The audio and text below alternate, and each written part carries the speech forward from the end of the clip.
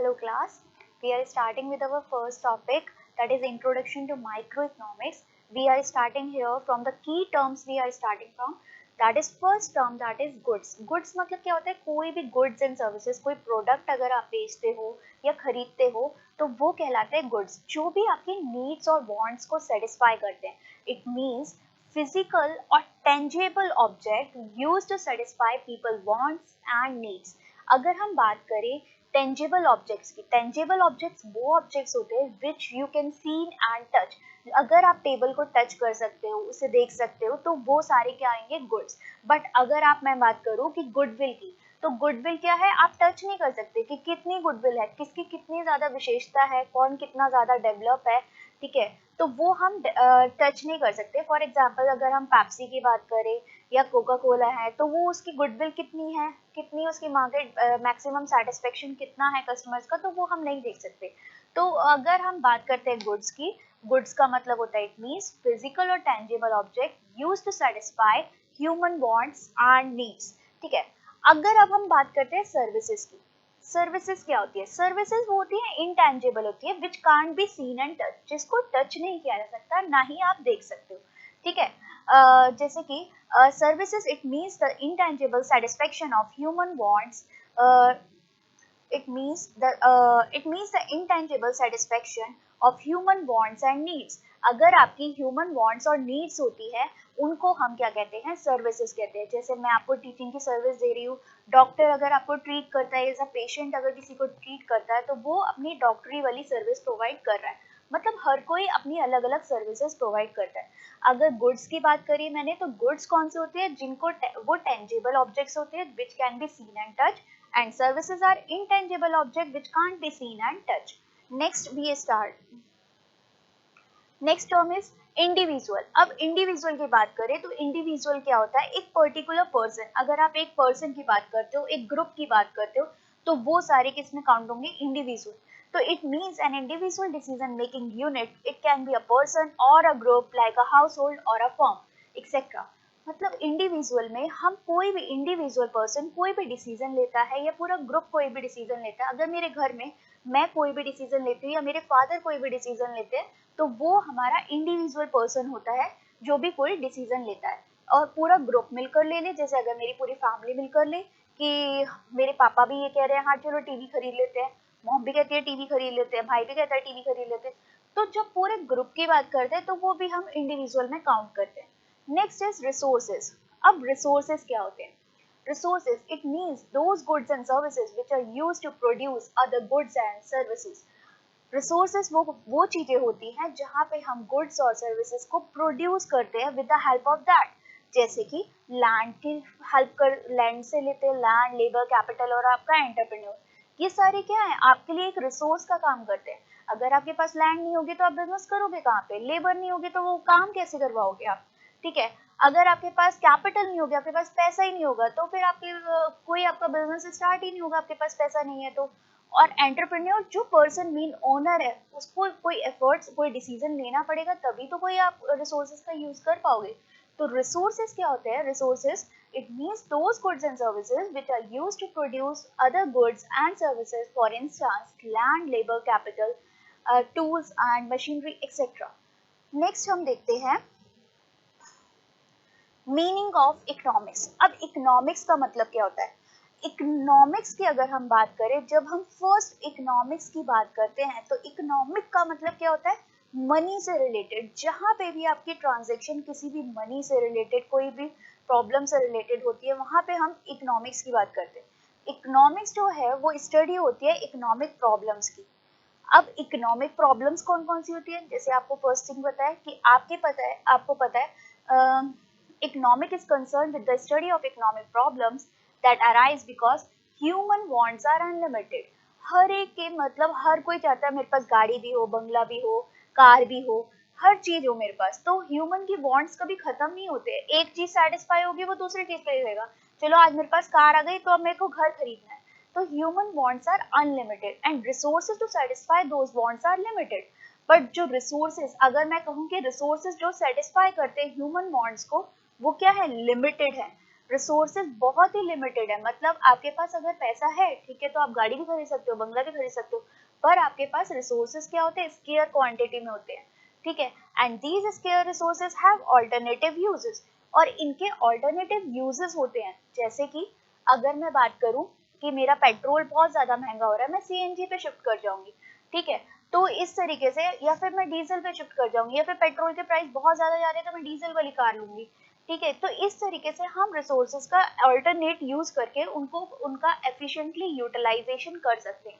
तो economics is concerned with the study of economic problem that arise because human wants are unlimited and resources to satisfy those wants are limited. These scarce resources have alternative uses. Her scarce resources का अपना अपना use होता है. So we starting with this. ठीक है. Now next we economics क्या focus करती है? Economics focuses on rational management of scarce resources in order to maximize the economic welfare.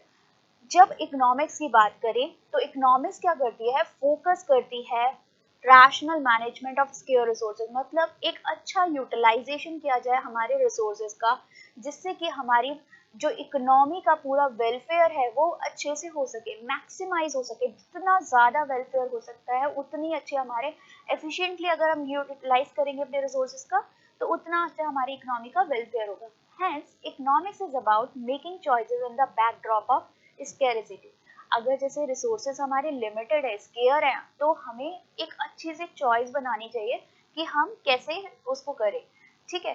तो ये होती है इकोनॉमिक्स की बात। अब मैं बात करती हूँ इकोनॉमी की। इकोनॉमी क्या होता है? इकोनॉमी क्या है? A system in which people get a living to satisfy their wants through the process of production, consumption, investment and exchange. अगर मैं इकोनॉमी की बात करूँ तो इकोनॉमी में क्या है, पर्सन क्या करता है, अपने वांट्स को सेटिस्फाई करता है, ठीक है। कैसे कैसे सेटिस्फाई करेगा? पहले वो प्रोड्यूस करेगा, कोई भी चीज बनाएगा, फिर उस चीज को कंज्यूम करेगा, इन्वेस्टमेंट करेगा, उस चीज में पैसा लगाएगा, और एक्सचेंज करेगा। एक्सचेंज कैसे? Person to person, monetary terms में।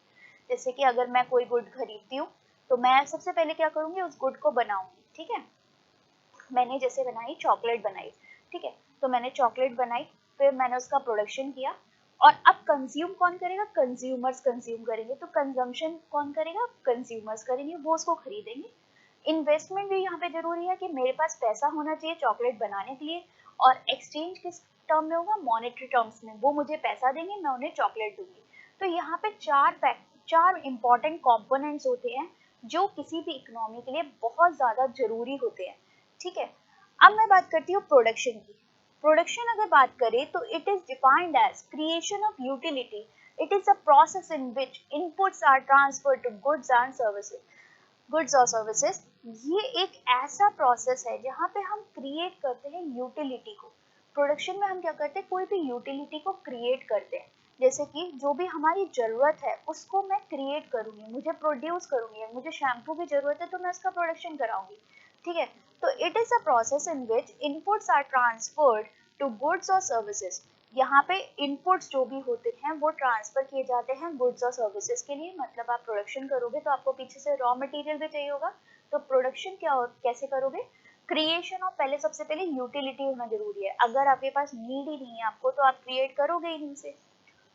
तो इसलिए जरूरत है, जरूरी जो भी चीज है, आपको जो भी चीज की जरूरत है वो चीज को क्रिएट करोगे, उसकी यूटिलिटी को क्रिएट करोगे, देन आप गुड्स और सर्विसेज को ट्रांसफॉर्म कर दोगे, ठीक है। अब जैसे फिर आता है कंजम्पशन। अब मैंने अगर मान लो पिज्जा बनाया, डोमिनोज ने पिज्जा बनाया, तो अब कंज्यूम कौन करेगा? पर्सन्स कंज्यूम करेंगे। तो it is a process by which goods और services is completely used up. तो यूज होना चाहिए उसका। अगर कंजम्पशन का मतलब क्या होता है? यूज करना, मतलब पर्सन वो यूज करेगा, जो भी कंज्यूमर है उसको वो यूज करेगा। तो this is known as consumption. Next है इन्वेस्टमेंट। इन्वेस्टमेंट एक पार्ट है प्रोडक्शन का ही, क्योंकि वहां पे आपको फ्यूचर अर्निंग के लिए पैसा लगाना होता है। तो part of production which is committed for earning the future earning. Future income के लिए आप पैसा लगाते हो, इन्वेस्टमेंट करते हो। अगर आपको जैसे चॉकलेट का बिजनेस स्टार्ट करना है तो आप फैक्ट्रीज लगाओगे, पैकिंग के लिए पैकिंग मशीन लगाओगे, तो वो सारी चीजें इन्वेस्टमेंट का पार्ट आ जाती है। Next is exchange. अगर एक्सचेंज की बात करते हैं तो it means the process by which ownership is transfer from seller to the buyer for consideration. अब मैं बात करूं अगर ओनरशिप, ओनरशिप मतलब क्या होता है कि हमारी जो भी ओनरशिप है, अगर मेरे पास गुड था, अभी तक मेरे पास चॉकलेट थी, तो मैं उसका कुछ भी करूं, मैं उसे कैसे भी रख सकती हूँ, मेरा था वो राइट। बट अब जब सेलर जो है वो बायर को दे देता है तो वो बायर के ऊपर हो जाता है कि वो उसे किसी भी तरीके से रखे।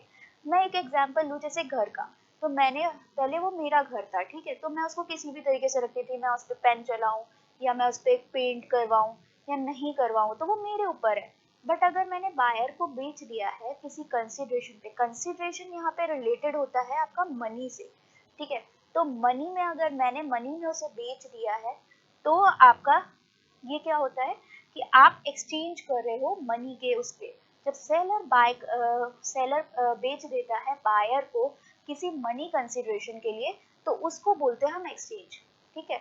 तो मैंने अगर आपको कोई भी चीज, मैं अपना पेन बेच रही हूँ आपको, तो अब आपकी कंसिडरेशन है, ठीक है, आप उसे मतलब पैसे दोगे, ठीक है, आप उसका पैसे दोगे और मैं उसको बायर उसको किसी भी तरीके से यूज कर सकता है। नेक्स्ट इज,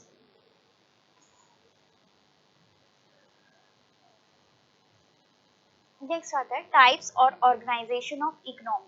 अगर मैं बात करूं कि टाइप्स और ऑर्गेनाइजेशन ऑफ इकोनॉमी मतलब इकोनॉमी कितने टाइप की होती है, कितने तरीके की ऑर्गेनाइजेशन होती है, ठीक है। तो कैसे कैसी इकोनॉमी होती है, अभी हमने पढ़ा था इकोनॉमी क्या होती है, अब हम पढ़ेंगे कि कैसे कौन कौन सी इकोनॉमी होती है। तो देखो, मार्केट इकोनॉमी, कैपिटलिस्ट और फ्री इकोनॉमी, यहाँ तीनों को एक बार में बताया हुआ है, मतलब मार्केट इकोनॉमी और कैपिटलिस्ट और फ्री इकोनॉमी तीनों को एक ही वर्ड में बोला गया। तो ऑल इम्पोर्टेंट डिसीजन, जो भी इम्पोर्टेंट डिसीजन होते हैं रिगार्डिंग प्रोडक्शन, जब मुझे प्रोड्यूस करना है, कब कंज्यूम करना है, कब एक्सचेंज करना है गुड्स और सर्विसेज को, आर मेड थ्रू मार्केट। ये हमें पता कैसे चलता है कि कब हमें प्रोड्यूस करना है, कब कंज्यूम करना है, कब हमें गुड्स और सर्विसेज को एक्सचेंज करना है मनी से, तो ये कब पता चलता है, that is the forces of demand and supply. अगर देखो, जितनी डिमांड बढ़ेगी तभी तो आप उसकी सप्लाई करोगे, अगर डिमांड ही नहीं होगी, अगर मान लो अभी इस टाइम पे, जैसे फॉर एग्जांपल अभी की बात करें कोरोना टाइम में, आपको ऑनलाइन क्लासेस की बहुत ज़्यादा डिमांड है, ठीक है, क्यों, क्योंकि आप घर पे बैठ के पढ़ना चाहते हो जिससे आप कोरोना वाली डिजीज से बच सको। तो अभी क्या है, किस चीज़ की डिमांड है, ऑनलाइन क्लासेस की डिमांड है, पर सप्लाई क्या है, लिमिटेड है, ठीक है, कुछ ही लोग प्रोवाइड कर रहे हैं, सारे लोग तो नहीं प्रोवाइड कर रहे हैं आपको ऑनलाइन क्लासेस। तो डिमांड क्या है, लिमिटेड है, पर डिमांड इसकी क्या है, जो वैसे डिमांड है वो उसकी बढ़ी हुई है, पर सप्लाई क्या है, कम है। तो हम डिसाइड कर सकते हैं, decide the price and the quantity, कितने आपको प्राइस में मिलेगी और कितनी क्वांटिटी में कितनी क्लासेस मिलेंगी, वो सब हम डिसाइड कर सकते हैं। तो अगर मार्केट इकोनॉमी, कैपिटलिस्ट या फ्री इकोनॉमी की बात की जाए, तो यहाँ पे हम एक इम्पॉर्टेंट डिसीजन लेते हैं रिगार्डिंग प्रोडक्शन, प्रोड्यूस कैसे करना है, कंज्यूम कैसे करना है, कैसे एक्सचेंज करना है गुड्स और सर्विसेज का through market, from the forces of demand and the supply, decide the price and the quantity, कितने प्राइस पे बेचोगे, कितनी क्वांटिटी पे बेचोगे, ये सब चीजें आपको डिसाइड करनी है। तो इसको बोलते हैं हम मार्केट इकोनॉमी। नेक्स्ट आता है आपका सोशलिस्ट, नेक्स्ट आता है आपका सेंट्रली प्लान्ड इकोनॉमी, सोशलिस्ट और कंट्रोल्ड इकोनॉमी। अब सेंट्रली प्लान्ड इकोनॉमी क्या होता है, मतलब सेंट्रली, सेंटर सब कुछ डिसाइड करेगा, गवर्नमेंट, सेंटर मतलब गवर्नमेंट, तो गवर्नमेंट सब कुछ डिसाइड करेगी, सारे all important decision regarding production, exchange, consumption of goods and services are made by government. Government ही बोलेगी, अगर मान लीजिए कोई बाहर से अगर कंट्री आती है तो वो उसे परमिशन लेना पड़ता है, परमिट लेना पड़ता है कि वो आपके यहाँ के बिजनेस कर सकते हैं या नहीं कर सकते, वो किससे लेगी परमिट, सब कुछ गवर्नमेंट से लेगी। तो सारे इंपॉर्टेंट डिसीजन जितने भी होते हैं regarding production, exchange, consumption, goods and services are made by government, ठीक है। तो सारी जो भी चीजें होती है वो गवर्नमेंट बताती है। ये चीज हम पढ़ते हैं सेंट्रली प्लान्ड इकोनॉमी में। सेंट्रली प्लान्ड इकोनॉमी मतलब कि गवर्नमेंट सब कुछ डिसाइड करेगी, सारे इंपॉर्टेंट डिसीजन लेगी प्रोडक्शन के, एक्सचेंज के, कंजम्पशन के। नेक्स्ट आता है मिक्स्ड इकोनॉमी। मिक्स्ड इकोनॉमी मतलब बिल्कुल mix, an economy in which some important decisions are taken by government and the economic activities are conducted through the market। अब mix economy में क्या होता है, कुछ तो इम्पोर्टेंट डिसीजन गवर्नमेंट देती है बट कुछ चीजें मार्केट भी डिसाइड करता है। हमें कितने प्राइस पे बेचना है, कितनी क्वांटिटी में बेचना है, सब कुछ क्या मिक्स इकोनॉमी में क्या होता है, सब हर चीज गवर्नमेंट भी डिसाइड करती है और आपका मार्केट भी डिसाइड करता है। तो an economy in which some important decisions are taken by government and the economic activity are conducted through market। यहाँ पे कुछ इकोनॉमिक एक्टिविटी मार्केट डिसाइड करता है। नेक्स्ट आता है आपकी इकोनॉमिक प्रॉब्लम्स। अब मैंने आपको बताया economic problem and it's emergence. अगर हम बात करें तो इकोनॉमी की जो है ना वांट्स बहुत ज़्यादा अनलिमिटेड है, हर कोई हर कुछ खरीदना चाहता है, पर रिसोर्सेज क्या है, लिमिटेड है। और रिसोर्सेज हैव ऑल्टरनेटिव यूजेस, हर एक के ऑल्टरनेटिव यूजेस है। Economic problem means choice of arising out due to the unlimited resources having alternative uses। Main causes क्या है इसके प्रॉब्लम के, क्योंकि ह्यूमन के वांट्स बहुत अनलिमिटेड हैं, रिसोर्सेज आर लिमिटेड हैं और रिसोर्सेज हैव ऑल्टरनेटिव यूजेस है। ठीक है, नेक्स्ट आता है सेंट्रल प्रॉब्लम ऑफ इकोनॉमी। अब बात करें सेंट्रल प्रॉब्लम क्या आती है इकोनॉमी के अंदर, तो हमें यही नहीं पता what to produce and in what quantity, हम कितना प्रोड्यूस करें और कितनी क्वांटिटी में। मेरे पास तो गुड्स बहुत सारे हैं, लग्जरी गुड्स भी हैं, जैसे मेरे पास डायमंड है, गोल्ड है, इंफीरियर क्वालिटी के गुड्स भी हैं, कैपिटल गुड्स भी हैं, कंज्यूमर गुड्स भी हैं। तो हम किस क्वांटिटी में कितने गुड्स को प्रोड्यूस करें, तो ये चीज़ों की सारी सब चीज़ों की प्रॉब्लम आती है what to produce and in what quantity. अब how are these goods produce, कैसे कौन सी टेक्निक से प्रोड्यूस करें, problem of choice of technique, कि हम लेबर इंटेंसिव टेक्निक को यूज करें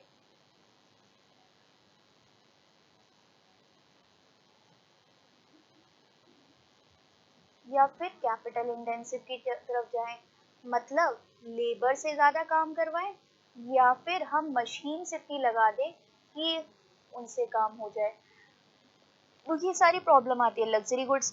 अब what to produce in what quantity में क्या है, लग्जरी गुड्स कितने प्रोड्यूस करें, इंफीरियर क्वालिटी के गुड्स कितने करें, कंज्यूमर गुड्स कितने करें और कैपिटल गुड्स कितने करें। कैपिटल गुड्स मतलब क्या होता है, मशीनरीज वगैरह ये सारी आ गई आपकी। और हाउ टू प्रोड्यूस में आता है कि प्रॉब्लम कौन सी टेक्निक को यूज करें, लेबर इंटेंसिव टेक्निक को यूज करें कि कैपिटल इंटेंसिव टेक्निक को यूज करें। अब नेक्स्ट जो आता है आपका फॉर होम टू प्रोड्यूस, किसके लिए प्रोडक्शन करें, और distribution of income among the all the factors of production, मतलब अब कैसे किस किस, अगर हम फार्मर्स के लिए करें, लोअर क्लास के लिए करें, मिडिल क्लास के लिए करें कि अपर क्लास के लिए करें, तो यहाँ पे ये सारी प्रॉब्लम आ जाती है, लोअर, मिडिल क्लास और अपर क्लास। ठीक है, तो किसके लिए हम प्रोडक्शन स्टार्ट करें, for whom to produce, distribution of income among the all the factors of production, क्योंकि सबकी इनकम क्या है, अलग अलग है।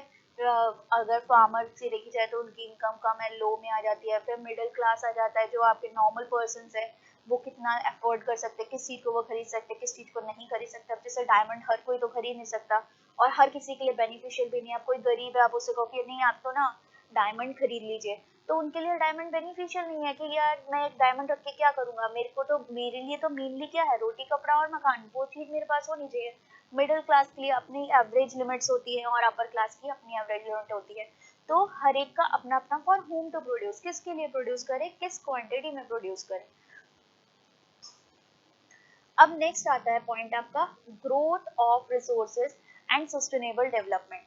ग्रोथ ऑफ रिसोर्सेज, ग्रोथ कैसे करी जाए रिसोर्सेज की और उनको कैसे अच्छे से यूटिलाइज डेवलप किया जाए। Economic development that meet the need of present without compromising the ability of future generation to meet their own needs. Economic development वो मीट करता है सबकी प्रेजेंट की नीड को विदाउट कॉम्प्रोमाइज, मतलब जो फ्यूचर के लोग हैं, फ्यूचर जनरेशन के लिए भी सब कुछ बच जाए, ऐसा नहीं है स्केयर उनके लिए बढ़ जाए। जैसे आप पेट्रोल इतना ज्यादा यूज करने लग जाओ, क्यों बोला जाता है पेट्रोल बचाया जाए, या फिर जैसी लाइट्स, आपकी रेड लाइट होती है तो बोलता है इंजन बंद कर दीजिए, जैसे अरविंद केजरीवाल ने बोला हुआ है इंजन बंद कर दीजिए। तो क्यों बोलते हैं वो, जिससे कि आप रिसोर्सेज को बचाएं, उसको एफिशिएंटली यूटिलाइज करें, जिससे जितना बच सकता है उतना बताया जाए और आगे आप तो जितना यूज कर सकते हो तो करोगे। ठीक है, तो जिससे कि वो फ्यूचर जनरेशन, जो आपके आगे आने वाली जनरेशन है, उनके लिए ये सारी चीजें बच सके। नेक्स्ट आता है आपका production possibility curve. Production possibility curve क्या होता है, अब पीपीसी कर्व या प्रोडक्शन पॉसिबिलिटी कर्व, इसको ही पीपीसी कर्व भी बोला जाता है। इसको बोलते हैं हम पीपीसी कर्व। पीपीसी कर्व क्या होता है? Production possibility curve. It is a curve which show all various alternative production possibility of two goods that can be produced with the given resources and technique of production. मतलब जो भी given resources हैं आपके, उनसे आप और उस technique से कितने गुड्स को प्रोड्यूस कर सकते हो। जैसे आपके पास जो भी रिसोर्सेज है उससे कितनी पॉसिबिलिटीज बन सकती है कि आपको कितना गुड प्रोड्यूस करना है, क्या कौन सा गुड प्रोड्यूस करना है। Show the various alternative production possibility to show two or more goods can be produced with given resources and technique.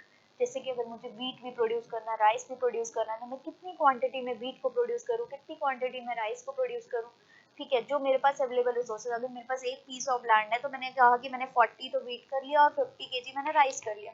तो इस तरीके से मैं कितना कितना प्रोडक्शन अपने अवेलेबल रिसोर्सेज के साथ कितना करूँ, तो वो पॉसिबिलिटीज जो होती है वो हम पीपीसी कर्व में देखते हैं। It is also known as transformation, it is also known as transformation curve. इसको ट्रांसफॉर्मेशन कर्व भी बोलते हैं और प्रोडक्शन पॉसिबिलिटी फ्रंटियर और प्रोडक्शन पॉसिबिलिटी फ्रंटियर भी बोलते हैं। ये एक बहुत ही इंपॉर्टेंट टूल है to solve the central economic problem. जितनी भी सेंट्रल इकोनॉमिक प्रॉब्लम है उन सबको सॉल्व करने के लिए ये बहुत अच्छा टूल है। अब एक बात करते हैं, पीपीसी कर्व मतलब मैंने आपको बताया दो गुड्स को हम किस क्वांटिटी में, किस कॉम्बिनेशन के साथ प्रोड्यूस करें।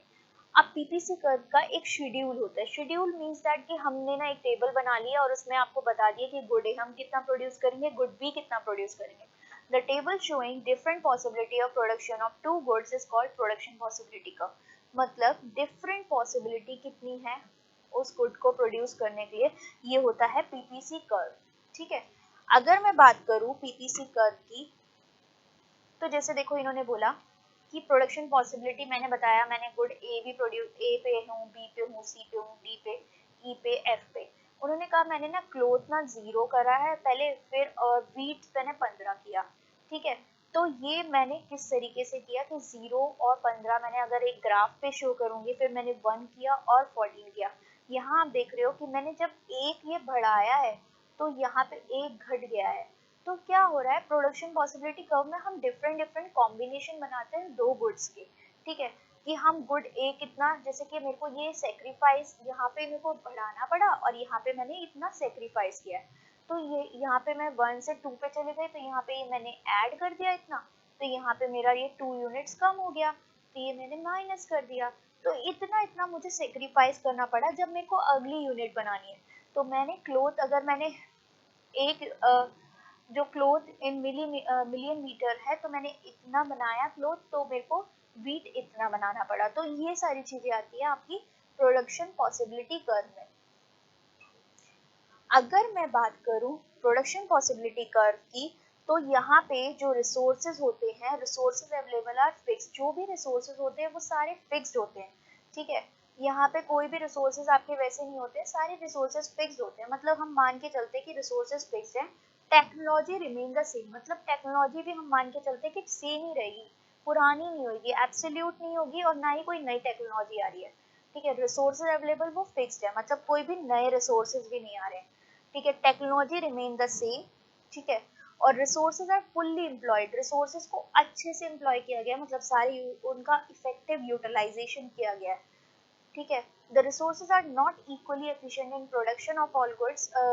ये प्रोडक्शन में ही नहीं अच्छा है। So if the resources are transferred from production of one good to other, the margin opportunity cost increases. जितना भी आप गुड्स प्रोडक्शन कर रहे हो, अगर रिसोर्सेज उनको ट्रांसफर कर रहे हो एक गुड से दूसरे गुड के लिए, मतलब अगर आपने वीट बोला कि मैंने ना वीट या राइस, अगर मैं बात करूं मैंने वीट बोला कि मैं 1 कर रही हूँ और राइस मैंने किया 15, तो अब मैंने बाद में वीट कितना किया 2 और राइस मेरा हो गया 12। तो जितना मैं सेक्रीफाइस कर रही हूँ वो आगे आपका मार्जिन अपॉर्चुनिटी कॉस्ट उतनी बढ़ती जाएगी। ठीक है, अगर मैं इसका ही जो भी आपका मार्जिन अपॉर्चुनिटी कॉस्ट इंक्रीज होती जाएगी। अब मैं देखो प्रोडक्शन पॉसिबिलिटी कर्व दिखाती हूँ आपको। जैसे मैंने आपको बोला कि यहाँ पे हम क्या कर रहे हैं, सबसे पहले मैंने क्या किया, मैंने सबसे पहले यहाँ पे 15 यूनिट्स दिख रही है वो ली है। वीट की और यहाँ पे क्लोथ, हमने दो चीजें बनाई हैं यहाँ पे। अब मैंने जब वीट की 15 यूनिट्स ली है, क्योंकि मैं वाई एक्सिस पे क्या शो कर रही हूँ, वीट शो कर रही हूँ, तो मैंने वीट 15 लिया है, तो मेरा क्लोथ जो है उस टाइम पे 0 है, ठीक है। और अगर मैंने फिर उसके बाद बढ़ाया, मैंने जब जो वीट है वो 14 पे आ गया है, ठीक है, तो आप क्लोथ की कितनी यूनिट्स बना पा रहे हो, 1 यूनिट बना पा रहे हो।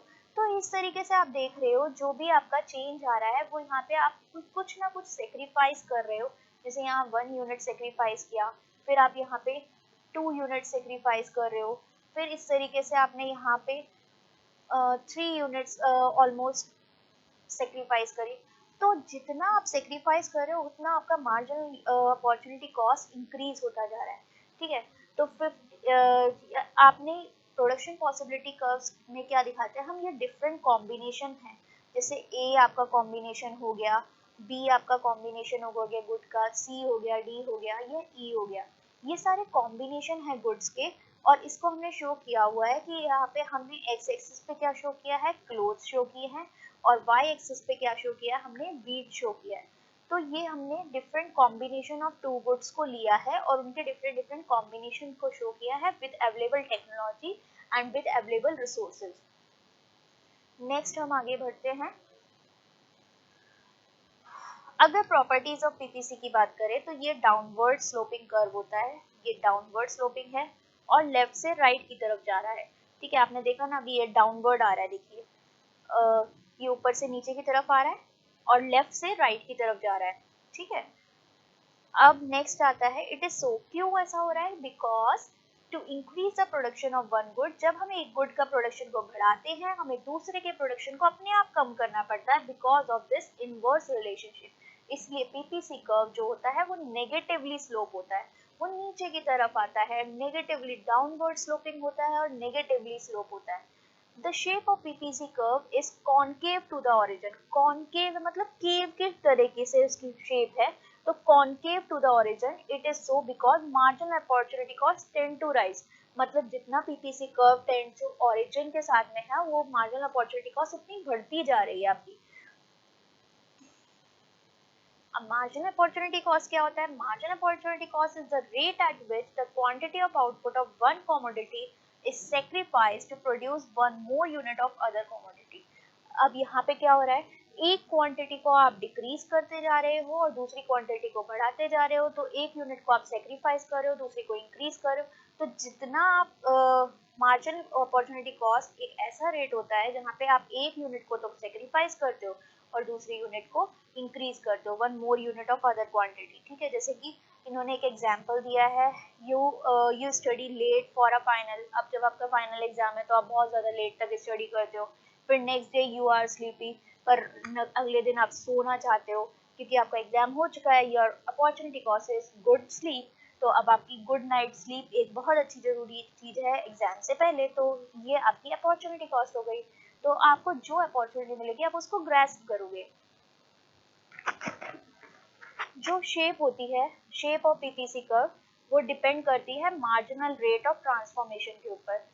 if marginal rate of transformation is rising, जितना marginal rate बढ़ता जाएगा उतना पीपीसी कर्व आपका कॉनकेव होगा ओरिजिन के साथ, और ये ऑलवेज रहेगा, ठीक है। मार्जिनल रेट ऑफ जो है ट्रांसफॉर्मेशन का वो इंक्रीज होता जाएगा। मार्जिनल रेट जो है कांस्टेंट कब रहेगा, जब पीपीसी कर्व बिल्कुल स्ट्रेट लाइन में होगा, मतलब पीपीसी कर्व बिल्कुल ऐसे बनेगा, तो आपका मार्जिन, और ये अगर कॉनकेव टू द ओरिजिन है तो उतने में मार्जिन जो आपका मार्जिनल रेट ऑफ ट्रांसफॉर्मेशन है वो राइज करता जाएगा। अब अगर पीपीसी कर्व आपका कॉनकेव की जगह कॉन्वेक्स हो जाता है ओरिजिन के साथ, तो आपका मार्जिनल रेट और ऑफ ट्रांसफॉर्मेशन क्या होगा, फॉल कर जाएगा। Then PPC curve will be convex to the origin which is the best shape, ठीक है। फिर होता है शिफ्ट ऑफ पीपीसी कर्व। अब पीपीसी कर्व शिफ्ट क्यों होता है, जब मैं अगर बात करूं पीपीसी कर्व की, तो पीपीसी कर्व मैंने बताया, यहाँ पे मैंने गुड ए को दिखाया, यहाँ पे मैंने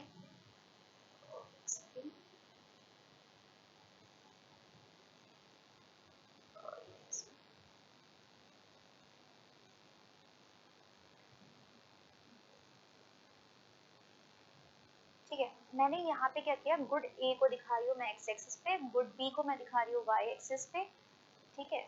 और आपको मैं कह रही हूँ कि मेरा पीपीसी कर्व यहाँ पे था ना, अब वो और आगे बढ़ रहा है। तो ये क्यों हुआ, ग्रोथ क्यों हुई इसकी? क्योंकि आपने टेक्नोलॉजी अच्छी करी, चेंज इन रिसोर्सेज, रिसोर्सेज आपने चेंज किए, और आपकी जो टेक्नोलॉजी थी वो भी अच्छी हो गई। और दूसरा रीजन हो गया चेंज इन टेक्नोलॉजी,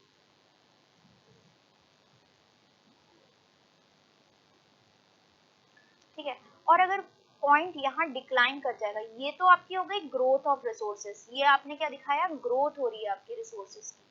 और यहाँ पे आपका क्या हो रहा है, जब आपकी ग्रोथ नहीं हो रही है यहाँ पे आपका क्या हो रहा है, under utilization of resources, utilize ही नहीं कर रहे हो सही से, under utilization of resources,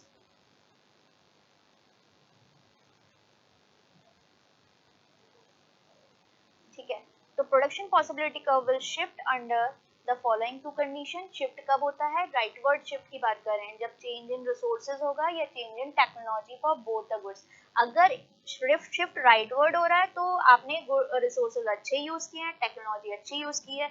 but अगर शिफ्ट लेफ्टवर्ड हो रहा है, मतलब अंदर की तरफ शिफ्ट हो रहा है इसका, तो आपने क्या किया है, रिसोर्सेज को गंदे तरीके से यूज किया है, टेक्नोलॉजी एब्सोल्यूट पुरानी टेक्नोलॉजी को यूज किया है, तो आपका रिसोर्स का शिफ्ट लेफ्टवर्ड होगा। तो ये था all from my side about the PPC curve, ठीक है। तो हमने यहाँ पे आज पूरी क्लास में यही सब पढ़ा, हमने यहाँ पे पीपीसी कर्व के बारे में पढ़ा, बहुत सारी चीजें पढ़ी हमने, और इसको आप गो थ्रू करके एक अच्छे से तरीके से रिवाइज करेंगे आप, और हम आगे नेक्स्ट क्लास में इसके आगे का टॉपिक स्टार्ट करेंगे। Thank you so much.